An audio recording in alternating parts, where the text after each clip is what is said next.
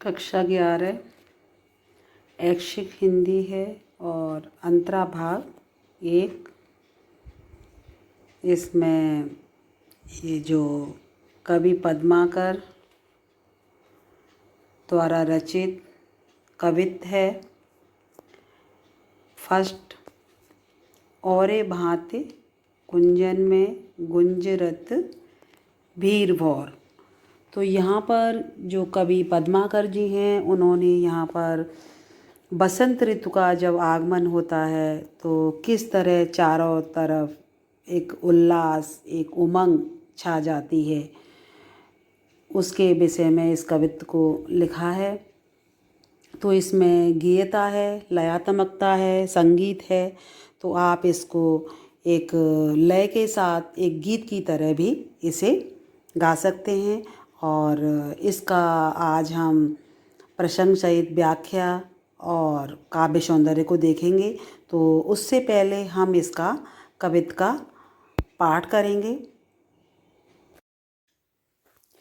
और भांति कुंजन में गुंजरत भीर भौर, और डोर झोरन पे बौरन के हवे गए, कहे पद्माकर सुऔरे भांति गलियानी, छलिया छबीले छैल औरे छवि छवे गए। और भांति विहग समाज में आवाज होती, ऐसे ऋतुराज के ना आज दिन द्वै गए। और रस और रीति और राग और रंग, और रस और रीति और राग और रंग, और तन और मन और वन हवे गए, और तन और मन और मन हवे गए। इसके बाद इसकी प्रसंग सहित व्याख्या और शिल्प सौंदर्य को भी देखेंगे। ये शब्दार्थ हैं हमारे। और भांति मीन्स और ही तरह का नज़ारा, मतलब बसंत ऋतु में दिखाई दे रहा है। कुंजन बाग बगीचा, गुंजरत गूंजते हैं, भीर भौर भौरों का समूह, मतलब एक भीड़ हो जाना, भौरों का समूह बन जाना। इसके आगे है डोर, डाली है, बौरन जो आम के पेड़ों पर बौर आ जाता है, फूल आ जाते हैं, उसके बाद वो फलों में बदल जाते हैं। गलियानी गलियाँ, छलिया छबीले छैल सजीले सुंदर नवयुवक, छवि छवे गए सुंदरता उनमें बढ़ गई है।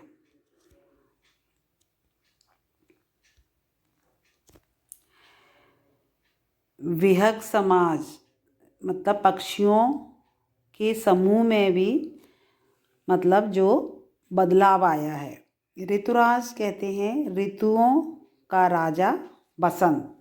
जो बसंत ऋतु है वो सभी ऋतुओं का राजा कही जाती है, क्योंकि बसंत ऋतु में एक जो नज़ारा है वो बिल्कुल ही बदल जाता है। उसमें प्रकृति में बदलाव आ जाता है, परिवर्तन आ जाता है। तो चारों तरफ का जो नज़ारा है वो सबको मन को भाने वाला होता है, मनोहारी होता है। इसके बाद इसकी हम व्याख्या प्रसंग सहित देखेंगे। प्रस्तुत कवित्त हमारी पाठ्य पुस्तक अंतरा भाग 1 से ये लिया गया है। रीतिकालीन कवि पद्माकर द्वारा ये कवित्त छंद रचित है और इसमें जो ऋतुराज, जो बसंत ऋतु का जो आगमन हुआ है, तो प्रकृति और मनुष्यों के और पशु पक्षियों के अंदर जो परिवर्तन जो हुआ है उसी का यहाँ पर कवि ने वर्णन किया है कि औरे भांति कुंजन में गुंजरत भीर भौर। तो यहाँ कवि जो रीतिकालीन कवि पद्माकर जी हैं उनका यही कहना है कि बसंत ऋतु के आगमन पर औरे भांति मतलब और ही प्रकार का कुछ अलग ही प्रकार का जो दृश्य है वो उपस्थित हो रहा है। कुंजन, कुंजन मीन्स होता है बाग बगीचों में क्या हो रहा है, गुंजरत, गुंजायमान कौन कर रहे हैं, भीर भौर। भीर होती है एक झुंड होता है, एक समूह होता है भौरों का। भौरों का जो समूह है वो अलग ही तरह से गुंजायमान कर रहा है बाग बगीचों के अंदर जब बसंत ऋतु का आगमन हुआ है। और ये डोरे झूरन पे बोरन के हवे गए। तो यहाँ और ही प्रकार से जो मतलब डालियाँ हैं आम के वृक्षों की उस पर बौर आ गया है, पुष्प आ गए हैं और उन्हीं पुष्पों के द्वारा उन पर फल लगेंगे। तो उसके बारे में भी ये कवि ने यहाँ कहा है कि वहाँ भी इस तरह का पेड़ों पर भी परिवर्तन आ गया है। कहें पद्माकर, तो यहाँ पद्माकर जी क्या कह रहे हैं कि सुऔरे भांति गलियानी। गलियान मीन्स गलियों में क्या परिवर्तन आया है कि छलिया छबीले छैल औरे छवे छवे गए। जो मतलब सजीले सुंदर जो नवयुवक हैं उनके बसंत ऋतु के आने पर उनमें भी एक सुंदरता एक बढ़ गई है, उनमें भी एक चमक दिखाई दे रही है नवयुवकों में। और ये भांति मतलब और ही प्रकार से और क्या हुआ है, विहक समाज।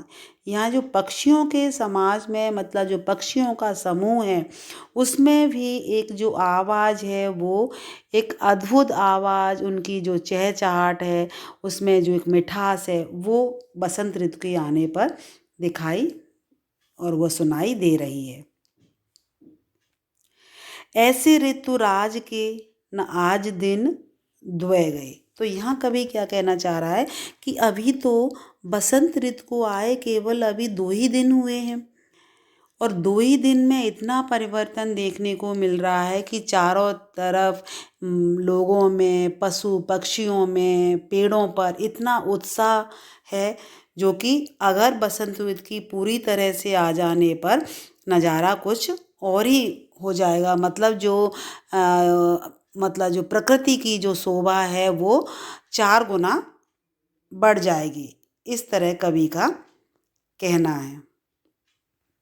फिर यहाँ पर कवि कहते हैं कि औरे रस औरे रीत औरे राग औरे रंग औरे तन औरे मन औरे बन हवे गए। तो मतलब जो प्रकृति का जो नज़ारा है उसमें जो बदलाव आया है बसंत ऋतु में, तो जिसमें रस है, रीति है, राग है, जो मतलब भौरों का जो राग मल्हार जो वो अपनी गुंजायमान कर रहे हैं, चारों तरफ जो पुष्पों का नज़ारा, रंग बिरंगे पुष्प खिल रहे हैं, रस एक मिठास लिए जो घुल रहा है प्रकृति में। और तो और ये तन जो मतलब जो मनुष्य हैं, जो लोग हैं, उनका शरीर, उनका मन और जो वन जो जंगल है, बाग बगीचे हैं, वहाँ भी चारों तरफ एक बार परिवर्तन है, सभी में एक उत्साह है, एक जोश है, एक उत्साह का संचार हो रहा है। तो यहाँ प्रकृति के आने पर जो दृश्य उपस्थित हुआ है उसके विषय में जो रीतिकालीन कवि पद्माकर जी हैं उनका यही कहना है कि चारों तरफ जो नज़ारा है लोगों में, उनका एक उत्साह है, पक्षियों में, तो चारों तरफ ये देखने के लिए दिखाई दे रहा है। इसमें आप देखोगे कि यहाँ पर अनुप्रास अलंकार की भी छटा देखने को मिल रही है। छलिया छबीले छैल छवे छवे गए। तो यहाँ पर अनुप्रास अलंकार का प्रयोग हुआ है। और भीर भौर, भीर भौर यहाँ भी अनुप्रास अलंकार है, एक ही वर्ण की आवृत्ति हुई है। ब्रज भाषा में उन्होंने इस कवित छंद को लिखा है। आगे भी हम इसका लिखित में इसका भावार्थ देखेंगे। इधर ये विस्तार से इसका सरलार्थ है। तो यहाँ जो कवि पद्माकर जी हैं उनका कहना है कि जो बसंत ऋतु का आगमन हुआ है उससे लताओं झाड़ियों में घूमते विचरते भौरों की गुंजार भौरों की गुंजार कुछ और ही प्रकार की हो गई है। उसमें एक बदलाव है। आम की मंजरियों के गुच्छों की छटा भी एक अलग ही प्रकार की हो गई है। कवि का जो तात्पर्य है यहाँ कहने का कि जो बसंत ऋतु का आगमन हुआ है उसमें एक विशेष प्रकार का निखार आ गया है। तो यहाँ कवि पद्माकर जी कहते हैं कि जो गलियों में घूमने वाले सजीले सुंदर नव युवकों पर मतलब अलग ही प्रकार की छवि दिखाई दे रही है। अर्थात सुंदर युवकों की जो छवि है वह बहुत ही आकर्षक प्रतीत हो रही है। उन युवकों के मन में एक प्रेम भरी भावना का विकास हुआ है, वह बलवती हो रही है। और पक्षियों के समूह में भी एक अलग ही तरह की रस भरी प्रेम से लबालब प्रेम से भरी चहचहाट बढ़ गई है। जो उनका चहचहाना है उसमें भी एक रस दिखाई दे रहा है, सुनाई दे रहा है। और अभी तो यहाँ कवि क्या कहते हैं, अभी तो ऋतुराज बसंत को आए हुए केवल 2 ही दिन हुए हैं। इस तरह का नज़ारा बसंत आगमन के प्रारंभ का ही है, लेकिन पूरी तरह से बसंत के आते ही यह शोभा अत्यधिक बढ़ जाएगी। बसंत के आते ही राग रंग रस रीति में भी परिवर्तन आ गया है और पशु पक्षी भी मनुष्य सभी के शरीर में मन में और ही प्रकार के हो गए हैं। मतलब उनके जो शरीर में और मन में भी एक बदलाव आया है बसंत ऋतु के आने पर। अर्थात सभी के तन और मन में एक नया उत्साह नई उमंग का संचार हुआ है बसंत ऋतु के आने पर। बसंत ऋतु के आगमन से क्या हुआ है कि पक्षियों मनुष्य व प्रकृति में अत्यधिक मनोहारी पक्षियों मनुष्य और प्रकृति में अत्यधिक मनोहारी परिवर्तन हुआ है। तो यहाँ जो कवि ने इस कवित्त छंद में एक बसंत ऋतु का जो प्रभावशाली जो वर्णन है, बहुत ही चमत्कारी जो परिवर्तन आया है उसके विषय में बताया है। औरे शब्द की यहाँ पर बार बार आवृत्ति हुई है। औरे भांति मतलब और ही प्रकार से किसी अलग ही तरह से चारों तरफ सौंदर्य छा जाता है जब बसंत ऋतु आती है। तो यहाँ सभी में एक सौंदर्य में वृद्धि हुई है, सभी के सौंदर्य में, चाहे वो मनुष्य है पक्षी है और या चाहे वो कोई पेड़ है, जैसे आम के पेड़ों पर बौर का आ जाना और भौरों के उनके गुंजन में एकदम बदलाव आना। और यहाँ पर जो अनुप्रास अलंकार की भी छटा दिखाई दी है। इसमें जैसे कि हमने इसे एक कवित्त छंद को गीत की तरह गाया जिसमें संगीत है, एक लय है, तो सुर और लय के साथ भी गाया है इसको हमने। और ब्रज भाषा का यहाँ पर प्रयोग हुआ है। तो इसमें जो आपको बताया था कि छलिया छबीले छेल और छवे गए, तो छ वर्ण की आवृत्ति से और भीर भौर बा वर्ण की आवृत्ति से इन दोनों में यहाँ पर अनुप्रास अलंकार का प्रयोग हुआ है। और आपको ये इजीली समझ में आ गया होगा। और इसके आगे हमने आपको ये जो काव्यखंड का ही चैप्टर दिया था तो उसमें भी है ना सरला समझाया है। एमसीक्यू जो आपको सारे दिए हुए हैं वो वीडियो भी आप देख सकते हैं, क्योंकि आपका पार्ट 1 है वो तो एमसीक्यू बेस्ड है।